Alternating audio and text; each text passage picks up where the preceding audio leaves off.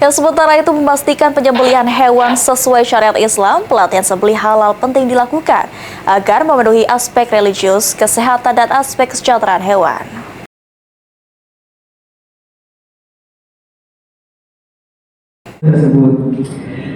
Alhamdulillah, izinkan saya depan dan di sesi akhir nanti kita akan ada sesi Menyambut Idul Adha 1445 Hijriah, pelatihan sembelih halal dikejarkan untuk meningkatkan pemahaman dan keterampilan masyarakat saat proses penyembelihan hewan kurban sesuai syariat Islam. Menurut dokter hewan Jafrizal, pemotongan hewan yang benar dapat mempengaruhi kualitas daging sehingga darah hewan kurban dapat keluar dengan sempurna. Karena apabila hewan kurban sebelum dipotong mengalami stres, kualitas daging menjadi alot dan busuk.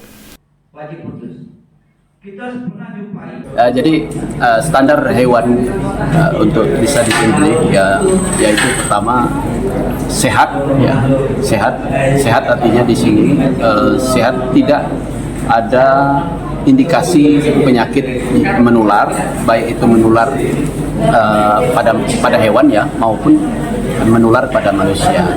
Karena pada saat sebelum dipotong, apabila dia stres misalkan, ini akan mempengaruhi hormonal dan juga mempengaruhi glikogen yang ada di dalam otot, sehingga darah itu tidak keluar sempurna dan juga daging akan menjadi menghitam dan menjadi alot. Nah, ini penting sekali kita menangani ini dengan cara yang ihsan, memenuhi syarat kesejahteraan hewan.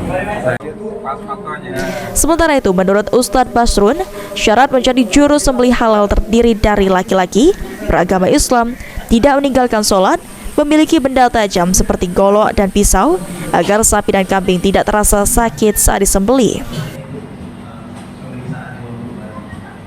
Kita jelaskan pertama sekali untuk orang pemotong wajib pertama sekali Islam, kedua tidak meninggalkan sholat atau tidak bolong-bolong meninggalkan sholat. Dan ketiganya benda golok atau pisau itu harus tajam sehingga sapi itu tidak merasa tersakiti apabila kita motong.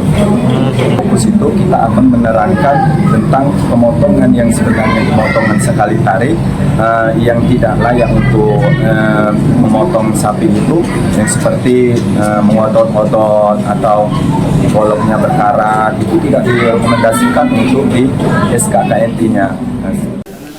Pelatihan sembelih halal sendiri terdiri dari perwakilan masjid serta masyarakat umum di Kota Palembang. Hafidz Zainul, PAL TV.